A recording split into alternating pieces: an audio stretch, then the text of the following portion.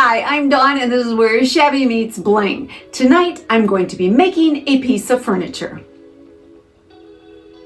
Yes, I'm going to make a piece of furniture. Let's get started.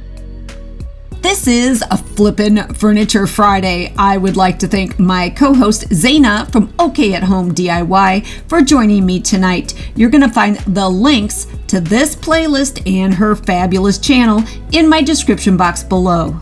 As with most cases, this project starts with a thrifting trip, and I found some wood boxes, and I love them. I love hinges, I love lids, and I love solid wood. And anytime I find solid wood, I tend to pick it up, especially when it's super duper inexpensive.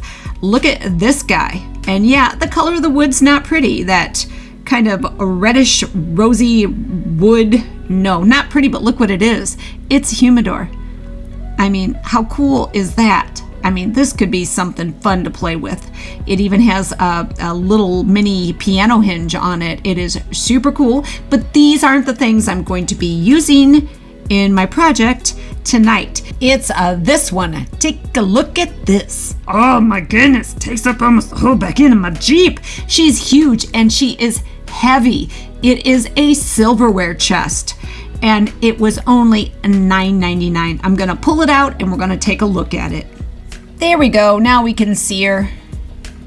And it is quite something. I think this thing probably weighs maybe 15 pounds. The hinges are in perfect shape. I really, really like the handles. I know they're solid brass. Very, very pretty. There's a ding and a dent, a big ding and a dent, which I'm going to have to mend to be able to use this. But the chest itself is in perfectly good shape other than that corner, and that will not be a big issue to deal with. Let's take a look at the inside. We have a bonus. There's a tray. The tray is very heavy and solid wood as well, and I probably will not be using it in this project. I would have loved to seen the flatware that went in this chest, because you don't make a chest like this for anything that's not spectacular. Let's get this thing inside so I can start the disassembling process. Disassemble. The first thing I need to do is remove the hardware, and the little screws are straight screws. They're not Phillips. That shows you how old this chest is. And I need to get the hinges off. I need to get these little wing hinges off, and I also need to get that little tiny piece at the top, that clip, because this thing actually clips shut when you put the lid down. So once I get all these pieces out, then I can go ahead and start removing the actual components that held the silverware in place. And to do that, I am using a hammer and a paint scraper. I have used the silverware chest to make other projects like this project. I'll leave the link for this in the description box. But you don't know how well these things are put together. Sometimes they're nailed into place. They're almost like little teeth, little wooden teeth, and you better believe I'm keeping these. I have some ideas. So we're gonna keep these little wooden teeth and move on. But here they were just glued really, really well inside the chest. So they came out pretty darn easy. And my big concern is now getting that felted piece of material off of the bottom and off the back of the lid. But I was worried for no reason. Look at that. I mean, I just pecked at the corner and pulled, and it's coming right out. I mean, I was so concerned. This was my big issue. This is going to take so much time, I thought. And look at there. Just whoop, a little bit of a tugging, and that piece of stuff. You know what's amazing? What's amazing is this does not smell. There is no musty old smell at all in this little chest. But as I was saying, I just pulled and it came right out. And I had the same amount of success with the fabric that was in the top of the lid. What I want this thing to become is one of these. These are old wooden suitcases, and they are pretty darn cool, if I say so myself. And I feel the silverware chest is like almost the right exact size to make this happen. First thing I do is get rid of anything that is not supposed to be on this little chest and these little felt feet that are put on there so you don't scrape whatever it is that you're going to sit this on. They need to go. So I just scrape them off, and then we are going to use the Rust-Oleum deglosser on both the bottom part of the chest and the lid. I will not be doing anything to the tray right now because I'm saving that for another project way down the road. So if you've seen me use this before, you know how easy it is, and it really does take that glossy surface right on off, so painting will be easier. Once I'm done, I let it sit for X amount of time, just like the bottle says. You're right. And then I come back and I wash it all off, and then I dry it off thoroughly.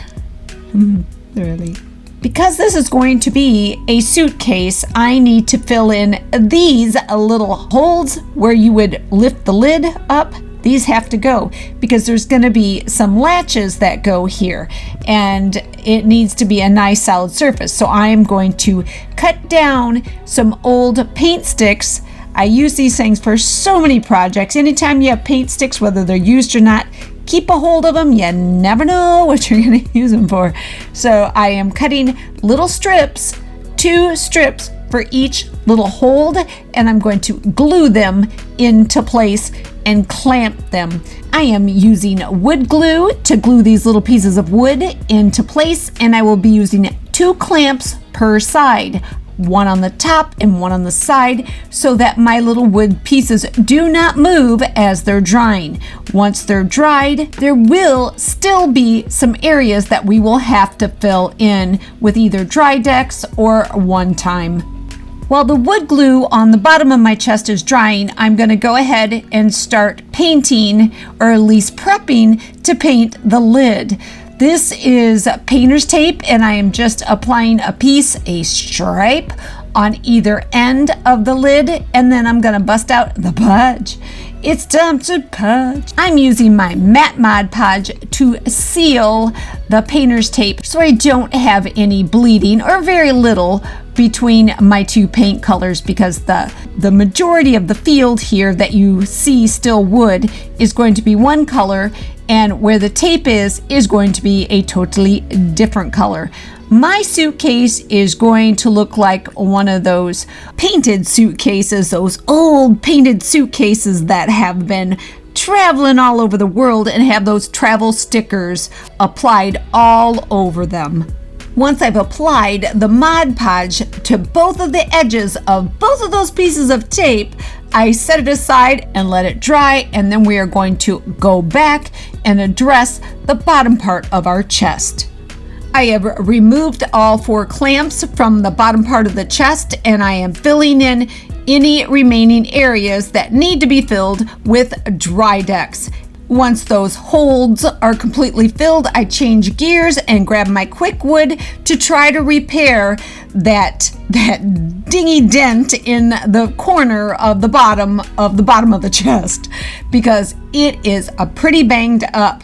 I would have used quick wood in the 2 holes, but it would have taken way too much, and this stuff is not cheap, so I did it the most frugal way, the most thrifty way I could. Once I have my dingy dent filled in, I will fill in the 2 holes on either side where the handles were. Then we will set this entire piece aside and let it dry. My Mod Podge is dry, and I finally get to paint. Get to paint. I am using a chalk paint by Plaid. It is a folk art home decor chalk paint, and the color is one of my favorites. It is Tuscan Red. I got this on clearance, I should say going out of business, from Joann Fabrics for $2. Woohoo! I wish there'd been more, because this color is gorgeous. I am going to paint the entire field this beautiful Tuscan Red. I am using elongated paint strokes from painter's tape to painter's tape because I don't want to leave any end brush marks, if you know what I'm saying, where your paint brush ends and there's that little kind of stoppage point. I just don't like the way it looks. So I am trying the best I can to go from painter's tape to painter's tape in one long brush stroke. Once that first coat of Tuscan Red is dry, I'm coming back with a second coat, but I am not doing a solid second coat. I am making what is basically a wood grain pattern, very, very subtle, with the same Tuscan Red. Once I'm done here, I'm gonna set this aside and let it dry.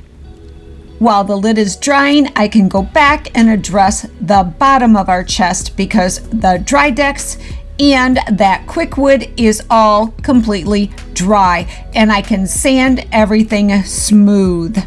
Once it's sanded to my satisfaction, oh my goodness, I go ahead and I add the painter's tape on either end, just like I did the lid, and then I seal the painter's tape with that podge. Once the painter's tape on the bottom of the chest is sealed with that Mod Podge, I set it aside and let it dry and go back to our lid. I have removed the painter's tape and now am painting the edges. I will paint where the painter's tape was and down the sides. I am using a Color Place, which is a Walmart paint, interior satin in the color of Coffee House. I love this Coffee House. I have used this in so many projects. I've had this paint for 5 years and I will soon be out, and I'm gonna have to go try to get it matched because I want to paint my bedroom in Coffee House.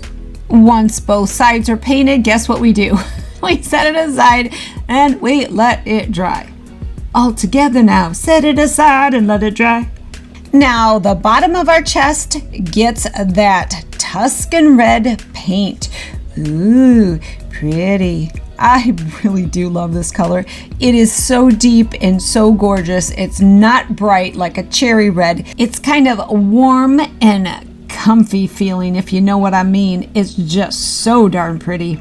Once I'm through with that Tuscan Red, then the bottom of the chest gets that Coffee House. Then I set it aside and let it dry. Now my lid is going to get a coat of a matte Mod Podge.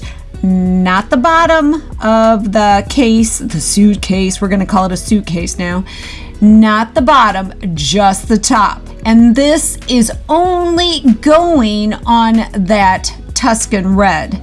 It does not need to go on the Coffee House because it is a satin and it is a latex paint and it has a little bit of a sheen anyway. Not much, but a little bit. And nothing else is gonna go on that Coffee House. But remember, this is gonna look like one of those old traveling suitcases with all of the stickers on it. So I am prepping the red, Tuscan Red area for something special. These are that something special. I went into Canva and I took a bunch of images that were in Canva, a bunch that were just online and free, and I altered them and changed them to fit my family's life. Basically, trips and tours that we have taken over a span of time. Not everything, but some of our favorites. And the nice thing is I can always add to this collection at any point in time. So I created a lot of quote unquote travel stickers. Some have dates on them that we were actually there, different ports, different airports, just a variety of places we have been, that we have traveled to. I printed them off and now I am going to add a layer of matte Mod Podge on the back of each sticker, and I'm just making sure I get within the boundary of that sticker and a little bit over. I want to make sure the entire thing is covered. I am not wasting my Mod Podge on just the white areas of that paper. You can see through it, so you can see that I am hitting just the quote-unquote sticker, that travel sticker. Once I get a nice coat on all of these pieces, they're gonna just set aside and they're gonna dry. I need these things totally dry before we can go on to the next step. While my travel stickers are drying, I am creating some trim for the top and the bottom of my suitcase. I think this is going to resemble leather strapping. I am going to call it fleather. It's a faux leather. It's not pleather, it's fleather. This is cardboard. This is the stuff they actually use in upholstery to add the tacks to. And I have used cardboard enough to know that if you paint it and put enough layers of Mod Podge on it, it becomes very, very hard and firm. So I am cutting 4 strips, 2 bigger ones for the bottom of the case and 2 smaller ones for the top of my case. And now I'm going to paint them. To paint my straps, I am using another chalk paint, and this is also by Plaid. It is a folk art home decor, and the color is Java. I will be painting both sides and being very careful to get the edges as well, as they will be visible. Once both sides are totally dry, I am giving them all 3 coats. Yes, 3 coats of matte Mod Podge. My Mod Podge on the stickers is dry, so now I can cut them out. Once I have them all cut out, I'm going to figure out a design. I have laid out my stickers in a design that I believe is appealing to the eye. I have separated the different shapes, like I have some rectangles on one side, some at the top, some at the bottom, and you can see how I've spread apart all the ones that are circular. Now that I'm satisfied with the way this is going to look, it's time to apply my stickers. To apply the stickers, I will not be adding any more Mod Podge. I am going to do this with the heat method, and no, I am not going to be using an iron. I am going to be using friction. I am simply rubbing these on, and if you rub hard enough, you can feel the heat. You can feel it. It will get warm and it will stick. Guaranteed. It works. It really works, but you have to make sure to start at one area and work your way methodically from either like the top to the bottom or from left to right, whichever way you want. And you just rub hard enough in one location that you can feel the heat start to rise. Yeah, that's a good way of saying it. You can use your palm. I used my palm quite a bit, and you just rub as hard as you can. Now, if your hands are sensitive, you may not want to try this. I have been doing work with my hands, labor with my hands my whole life. So my hands, my fingers, they're not as sensitive as most people's, but I'm telling you, this method works. Once I am absolutely positive I have all of them burnished down and they have adhered properly, I turn the lid around so I can look at it from the other direction. Then you can kind of see if any edges are up and you need to go over them again. Once you're completely sure you have these all burnished down, then you can coat them. And I am going to coat all of this area, once again, just the Tuscan red area and all of my stickers in Mod Podge. But this time I am using dishwasher safe Mod Podge, and I'm going to give it 2 coats, at least 2 coats, maybe 3, because if somebody sets something on my table like a soda, a glass of water, coffee, I want to make sure that this work that I went through to get this the way I want it isn't damaged. As I mentioned earlier, my suitcase is going to have hardware. It is going to have real luggage hardware. I picked these items up from Amazon. I picked up a suitcase handle, the corners, those really cool corners that go on suitcases, the old school suitcases, and I picked up a couple of latches. I will leave the links to these items in my description box.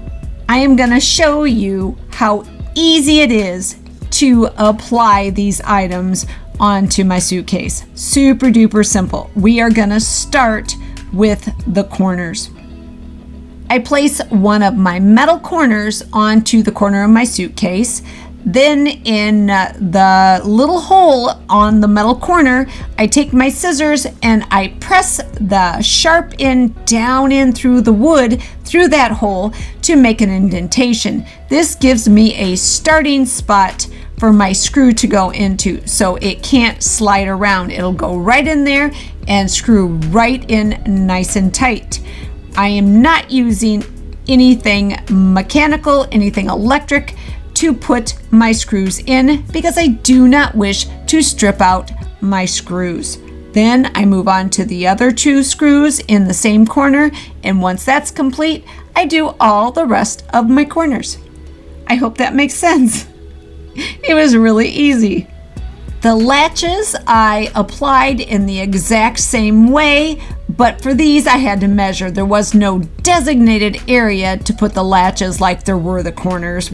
I temporarily put the strapping, my leather, into place to give me an exact spot to measure from so I knew where to put my latches. That way both latches would be symmetrical. Once I find the location that my latches are going to be, I take my scissors and once again press down through that hole into the wood and then screw the latch into place. The top part of the latch is so simple. All you need to do is sit it on top of the bottom latch and then actually latch it into place. And that shows you exactly where to apply your screws and screw it right into place. It is that simple. All that's left are some legs for my table. And since the table itself is a suitcase, how about a suitcase stand? I mean, perfect, right? I picked this up at Goodwill for $2.49. Solid wood, she's a beaut. All I need to do is clean it up, drill 4 pilot holes, and screw it to my suitcase, and we have a table. My table's complete and it coordinates beautifully with my living room. I want to show all of you how it turned out. Let's go take a look. But let's take a look at where we started. We went from this big old chest with the holes in the front to open the lid and a very simple nondescript luggage rack to this. I am so happy with the way this little piece of furniture came out. What a gorgeous little side table to go in between my scrolly chairs. The wood on that luggage rack is identical to my chairs. The exact same deep, dark brown. So rich, so beautiful. And the antique bronze hardware I chose for my suitcase matches the nail head upholstery trim on my chairs to a T. And the luggage rack only needed a really good cleaning. And a couple pilot holes. 4 screws. It was so incredibly easy. So easy. Next time you see a luggage rack while thrifting, you might want to think, hey, that would make a great set of legs for a piece of furniture. This little table looks like it was made to sit right there. Oh, right. It was made to sit right there. Here you get a really good look at my new and improved and some made from scratch travel stickers. I love the way the lid of my suitcase came out because these are memories. These are memories of places that I have been with people I love. I decorate my home for me and my family. I use decor pieces that are emotional and sentimental and invoke memories. No one could possibly live here but the Jones family. Thanks again to Zaina for joining me in this Flippin' Furniture Friday. You're going to find the links to her channel and this playlist in my description box below. I hope you enjoyed this video. If you did, give it a like, share it with your family, your friends, and anyone that likes DIYs, thrifting, repurposing, furniture flips, and unique and fun decor. You can follow me on Instagram, and don't forget to check out my shop on Etsy, where I will be introducing some new items, some clay items, ready for you to decorate. I will also be adding some items that I've made right here on my channel. Leave me a comment. I would absolutely love to hear from you. Ring the bell for notifications of all my upcoming videos. Subscribe. It's a great way to support my channel. But for now, this is Dawn with Shabby Meets Bling. Thank you so much for watching, and I look forward to seeing you next time.